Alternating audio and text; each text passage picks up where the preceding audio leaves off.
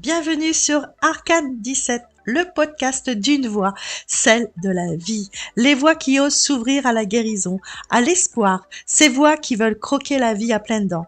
Je suis Céline, ton hôte, et chaque semaine, en solo ou en duo, ou peut-être plus, avec des invités, des intervenants, on évoquera des sujets différents, mais toujours en lien avec la reconstruction. Ce qui te permettra, qui nous permettra peut-être de trouver des clés, des outils pour nous guider vers cette voie de la guérison, cette voie de la liberté. Et lâcher ce qui nous a fait souffrir, ce qui t'a fait souffrir ou ce qui te fait souffrir, peut-être encore.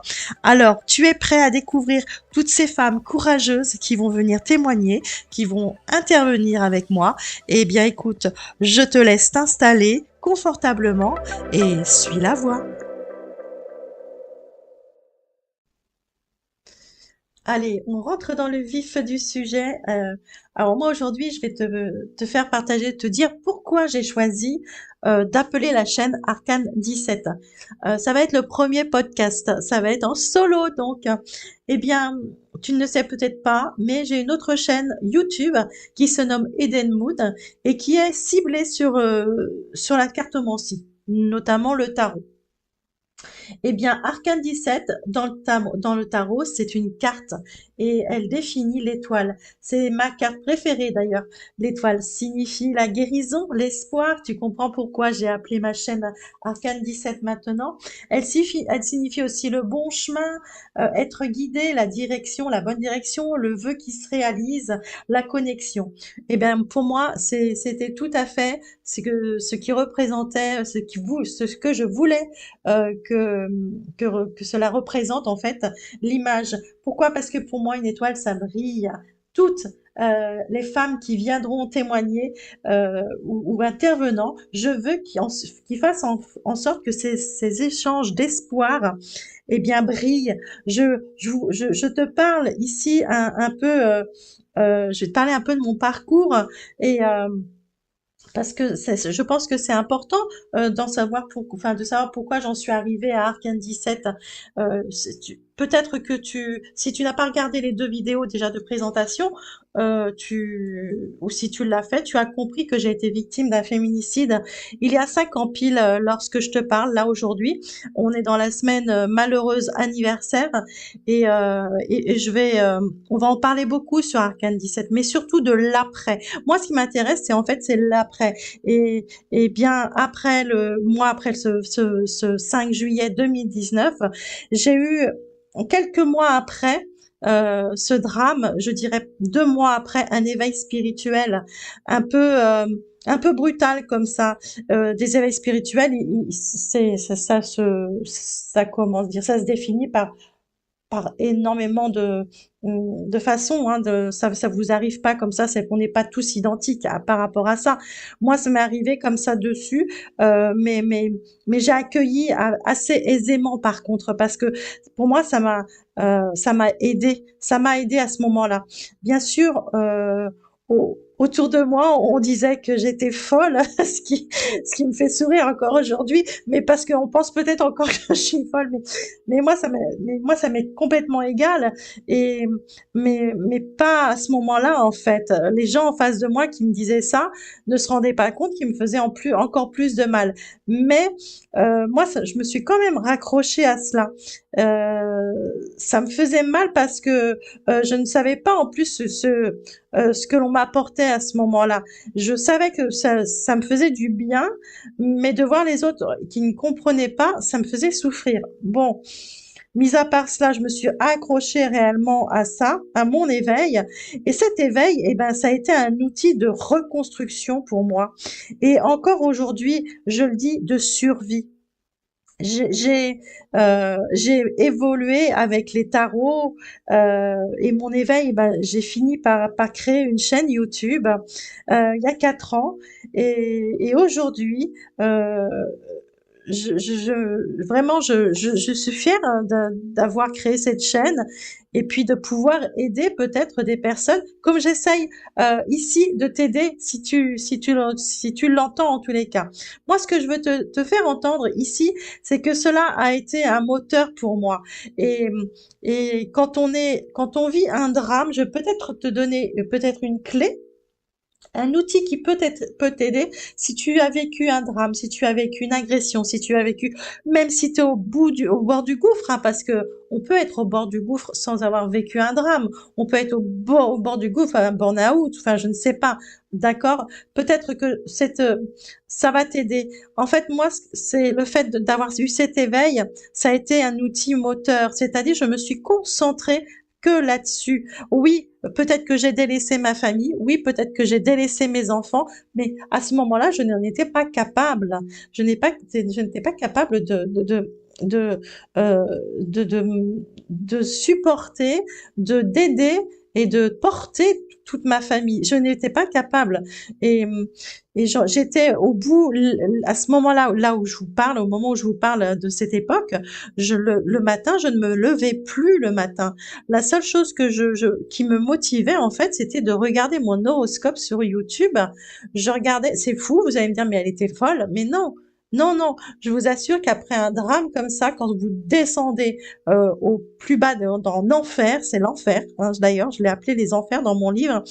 C'est un c'est terrible parce que tu n'arrives pas à te relever, tu n'arrives pas à te lever le matin, tu te dis il faut que tu te lèves, il faut, mais tu n'y arrives pas.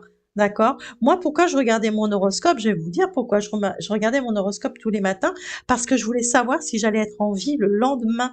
Vous vous rendez compte la détresse que l'on peut euh, supporter à ce moment-là? Et le mot détresse n'est même pas assez puissant, je vous assure. Je, je, je sais qu'il y a des personnes qui vivent cela ou qui ont vécu cela et qui me comprendront à ce moment-là. Parce que moi, de savoir si j'étais en vie le lendemain, c'était important pour moi. Et la seule chose qui me disait, ouais, tu vas l'être, c'est de regarder les tarots. Oh, super. Bah ouais, c'était ça. Et ce que je veux vous dire, c'est que c'est la chose qui m'a guidée en fait. C'est la chose à laquelle je me suis raccrochée. Et si tu vis cela en ce moment, ce que je veux te faire comprendre, c'est que ne serait-ce, je ne sais pas, regarde par la fenêtre, il y a quelque chose que tu trouves beau, eh ben raccroche-toi à ça. Ça peut être minime, mais ça peut t'aider. Ne te laisse pas ne reste pas à terre, relève-toi. Et c'est ça le but, c'est de pouvoir se le faire petit à petit. On ne te demande pas de te relever comme ça du jour au lendemain, hein, même si autour de toi, parce que moi je l'ai connu, on te dit on ne comprend pas pourquoi tu restes comme ça, mais ces gens-là, on l'ont vécu peut-être, mais indirectement de ton drame ou ta détresse ou tu vois. Mais ce n'est pas toi. Ces gens autour de toi ne peuvent pas être à ta place, ne peuvent pas prendre ta douleur, ne peuvent pas vivre cette détresse. Et ça, ils ne l'entendent pas. Ils ne l'entendent pas. Toi, tu dois penser à toi. Toi, tu dois te dire, je dois penser à moi. Et raccroche-toi à quelque chose. Raccroche-toi. Je ne sais pas. Sors, va dans un parc. Essaye de trouver ce qui peut te relever petit à petit. D'accord? Il y a il y a des tas de choses sur laquelle qui peut nous servir à avancer.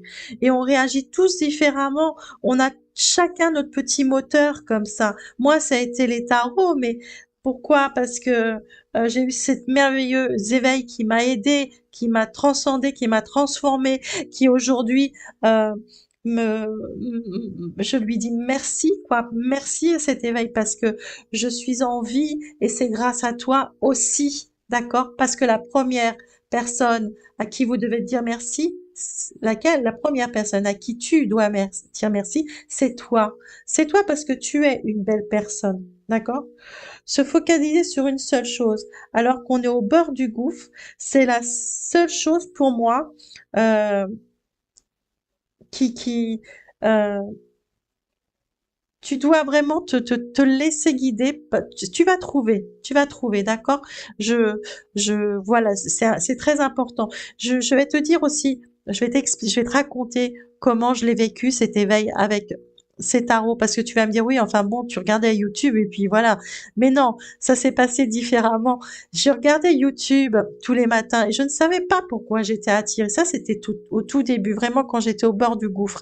Et puis, petit à petit, je n'ai jamais touché, pour t'expliquer, te raconter, je n'ai jamais touché une carte avant le tarot et tout. Pour moi, c'était mais c'était hors de question. Je n'avais jamais touché à cela.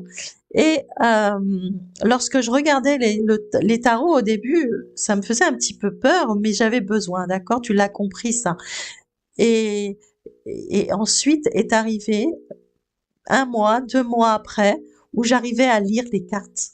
Et le tarot, quand on connaît le tarot, on sait qu'il faut des années il faut très longtemps pour assimiler toutes les cartes, et moi, en Noël d'après, ma fille m'a offert un tarot et j'ai découvert ce que je savais lire un tarot et je l'ai appris via YouTube, mais j'avais une dextérité avec avec le tarot, j'avais comment dire, une aisance incroyable et j'en avais peur au début parce que je me disais mais euh, est-ce que c'est vrai ce que je vois dans les cartes? Et puis j'entendais des petits des mots, j'entendais des voix, je sentais des odeurs aussi. Plus mon éveil avançait et plus il était.